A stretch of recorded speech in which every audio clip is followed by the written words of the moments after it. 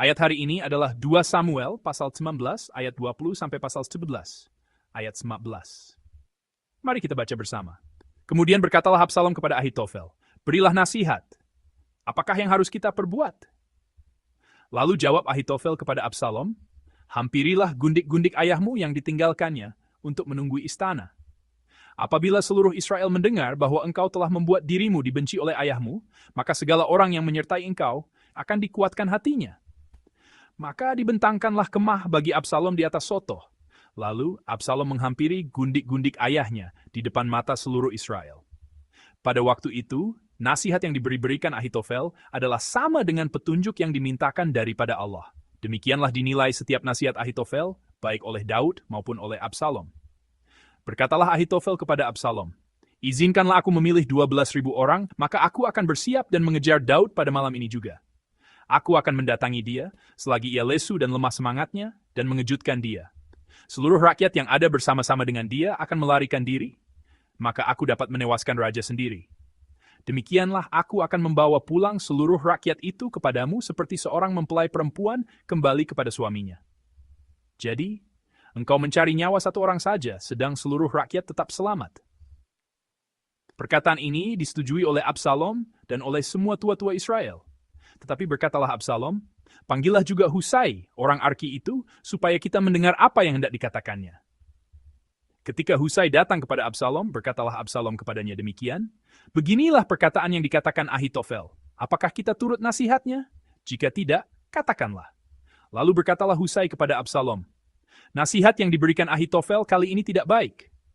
Kata Husai pula, "Engkau tahu bahwa ayahmu dan orang-orangnya adalah pahlawan, dan bahwa mereka sakit hati seperti beruang yang kehilangan anak di padang. Lagi pula ayahmu adalah seorang prajurit sejati. Ia tidak akan membiarkan rakyat tidur. Tentulah ia sekarang bersembunyi dalam salah satu lubang atau di salah satu tempat. Apabila pada penyerangan pertama beberapa orang tewas dan ada orang mendengar hal itu, maka orang akan berkata, rakyat yang telah mengikut Absalom sudah menderita kekalahan.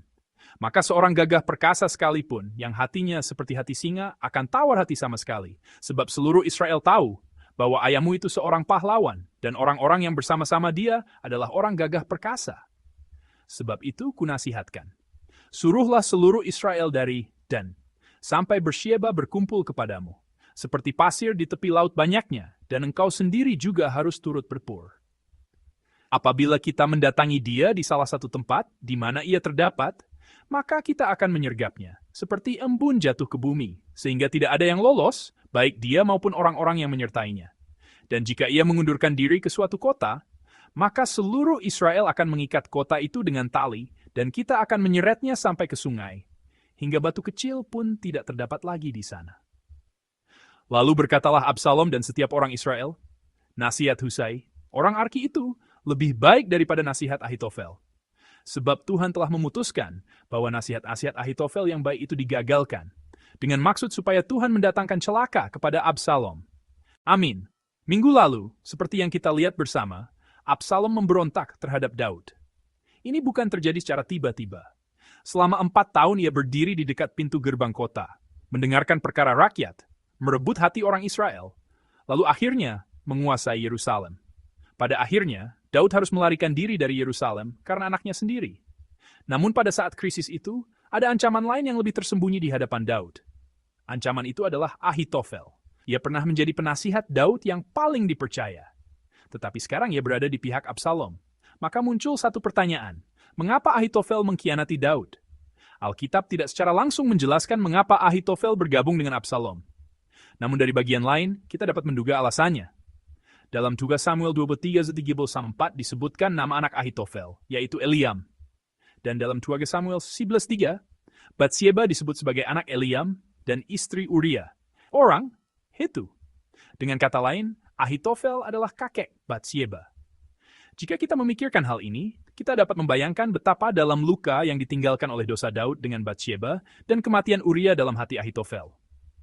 Mungkin inilah alasan ia berpihak kepada Absalom. Selain itu, 2 Samuel 19:2-3 mengatakan bahwa nasihat Ahitofel dianggap seperti petunjuk yang dimintakan dari Allah. Ia adalah ahli strategi yang sangat luar biasa. Dan sekarang Ahitofel yang seperti itu sedang menyusun rencana untuk menjatuhkan Daud. Bagi Daud, situasi ini tampak mustahil untuk dimenangkan. Ini adalah krisis hidup dan mati.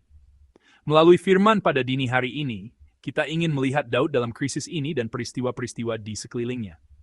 Kita ingin melihat bagaimana Allah bekerja bagi Daud ketika ia berdiri di hadapan ancaman-ancaman sekuat Ahitofel. Dan kita ingin mendengar apa yang Tuhan katakan kepada kita hari ini melalui hal itu. Mari kita lihat 2 Samuel 19, 1-2. Ahitofel berkata bahwa ia akan memilih 12.000 orang, keluar mengejar Daud malam itu juga, menyerangnya ketika ia lelah dan lemah, membuatnya takut, membuat rakyat melarikan diri, dan membunuh hanya Raja Daud. Amin. Seperti yang saya sebutkan di awal, ketika kita melihat rencana Ahitofel, kita dapat melihat betapa cermat ia mempersiapkannya. Dalam rencana itu ada 3 unsur inti dari strategi militer klasik. Pertama, ada kekuatan yang luar biasa besar. Menurut teks, 12.000 orang akan dikerahkan untuk menangkap Daud. Pada saat itu, kemungkinan pasukan Daud tidak lebih dari 2.000 orang. Itu berarti Ahitofel memiliki keunggulan jumlah setidaknya 5 kali lipat. Mungkin para prajurit Daud akan merasa takut hanya dengan mendengar angka 12.000 itu. Kedua, ada unsur serangan mendadak. Ahitofel mengusulkan untuk menyerang Daud malam itu juga. Daud dan orang-orangnya baru saja meninggalkan Yerusalem dengan tergesa-gesa. Mereka lelah, terguncang, dan rentan. Ahitofel hendak menyerang tepat pada saat mereka paling lemah. Ketiga, ada sasaran yang sangat jelas. Bunuh hanya Daud. Jika Daud mati, rakyat yang mengikutinya akan tercerai-berai, dan pemberontakan akan berakhir dengan sendirinya. Itulah rencana yang begitu teliti dan tajam yang Ahitofel ajukan kepada Absalom. Jika rencana Ahitofel ini benar-benar diterima, seluruh keadaan Daud bisa saja hancur sepenuhnya. Dari sudut pandang manusia, Daud tidak berdaya di hadapan strategi Ahitofel. Ia sedang melarikan diri, pasukannya lebih lemah, dan ahli strategi terbaik ada di pihak musuh. Dari sisi manapun, tampaknya Daud tidak mungkin menang. Ini benar-benar krisis hidup dan mati. Saudara-saudari terkasih, dalam hidup kita juga dapat menghadapi situasi seperti ini. Ada saat ketika kita menghadapi masalah yang tampaknya tidak mungkin diselesaikan. Bisa saja itu masalah ekonomi, kesehatan, atau hubungan. Ketika datang krisis yang tidak sanggup kita tanggung dengan kekuatan sendiri, rasanya tidak ada jalan keluar di depan kita. Itu seperti Daud yang berdiri di hadapan rencana Ahitofel. Di mata manusia, tidak terlihat jalan. Namun firman hari ini berbicara dengan jelas kepada orang-orang yang berada dalam kesulitan seperti itu. Mari kita lanjutkan dengan 2 Samuel 11, 7-8. Husai berkata kepada Absalom bahwa kali ini nasihat Ahitofel tidak baik. Lalu ia berkata bahwa ayah Absalom dan orang-orangnya adalah pahlawan, mereka marah seperti beruang yang kehilangan anaknya di padang, dan Daud adalah orang yang terbiasa berperang sehingga ia tidak akan tidur bersama rakyat. Amin.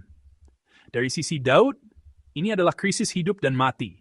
Dari sisi Absalom, ini adalah kesempatan emas. Dan kunci semuanya ada pada nasihat Ahitofel. Tetapi tiba-tiba muncul satu orang. Ia adalah Husai. Siapakah Husai? Ia adalah orang Daud. Ia berada di pihak Daud. Namun sekarang ia berdiri di hadapan Absalom dan mengajukan strateginya sendiri. Bagaimana ini bisa terjadi? Ketika Daud meninggalkan Yerusalem karena pemberontakan Absalom, Husai orang Arki datang menemui Daud. Tetapi Daud berkata kepadanya agar ia tidak ikut bersama Daud. Sebaliknya, ia harus kembali, berpura-pura berpihak kepada Absalom, dan menggagalkan nasihat Ahitofel. Husai mendengar perintah itu, masuk ke Yerusalem, dan bergabung dengan kubu Absalom. Dan dalam teks hari ini, ia memberikan nasihatnya kepada Absalom. Jawaban Husai sangat baik. Ia menunjukkan bahwa Ahitofel telah meremehkan Daud. Daud adalah prajurit yang berpengalaman. Orang-orangnya bukan orang lemah, melainkan pejuang yang marah seperti beruang yang kehilangan anaknya. Jika Absalom mencoba serangan mendadak lalu menerima serangan balik, berita itu akan menyebar, dan pasukan Absalom akan runtuh.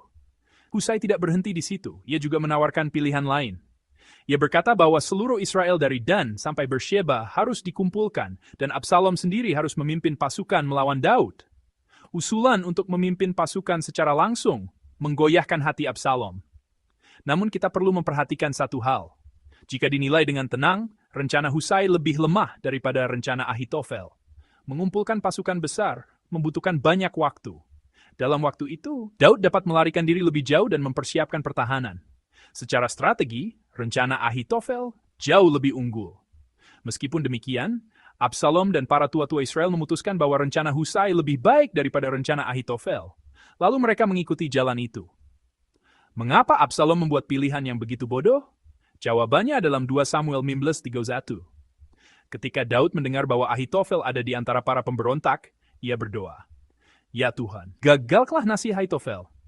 Daud mengucapkan doa itu ketika ia sedang melarikan diri dari Absalom. Itu adalah doa singkat, hampir seperti keluhan. Itu bukan doa panjang di tempat yang tenang. Itu adalah seruan mendesak di jalan pelarian. Tetapi, Allah menjawab doa itu. Di tempat yang tidak dapat Daud lihat, dan dengan cara yang tidak diketahui Daud, Allah sudah bekerja. Allah bekerja melalui seorang bernama Husai. Saudara-saudari terkasih, Allah sudah bekerja di tempat yang tidak kita lihat. Bahkan doa singkat seperti keluhan di jalan pelarian pun didengar dan dijawab oleh Allah. Walaupun kita tidak melihat jalan keluar, Allah mungkin sudah menyiapkan seorang Husai dalam hidup kita. Bisa jadi seseorang yang belum kita temui, atau jalan yang belum kita lihat. Allah sudah menyiapkannya. Dengan cara yang tidak kita ketahui, melalui orang yang tidak kita duga, Allah sudah bergerak. Mari kita lanjutkan dengan 2 Samuel 11:11.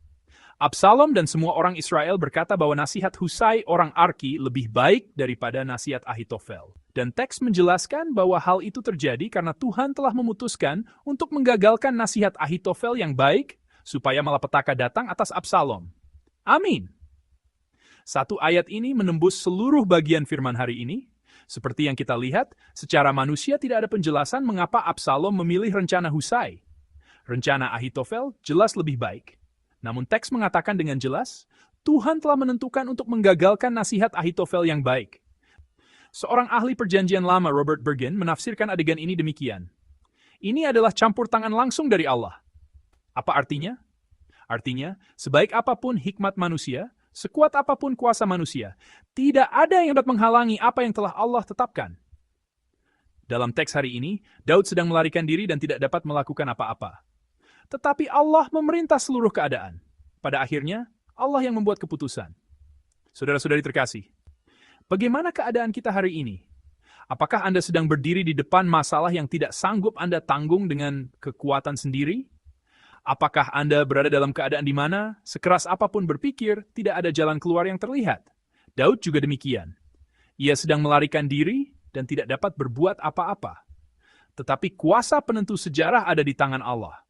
Masalah kita juga demikian. Betapapun kuatnya masalah itu tampak, semuanya ada di tangan Allah. Tidak ada yang dapat menghalangi yang telah Allah tetapkan. Sekarang mari kita simpulkan firman ini. Firman hari ini adalah kisah Daud yang berdiri di hadapan rencana yang tampak sempurna. Rencana Ahitofel tidak terlihat memiliki celah.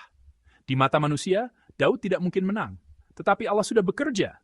Melalui Husai, Allah menggerakkan hati Absalom dan para tua-tua Israel dan dengan demikian membatalkan rencana sempurna Ahitofel. Pada akhirnya, kuasa penentu sejarah ada pada Allah.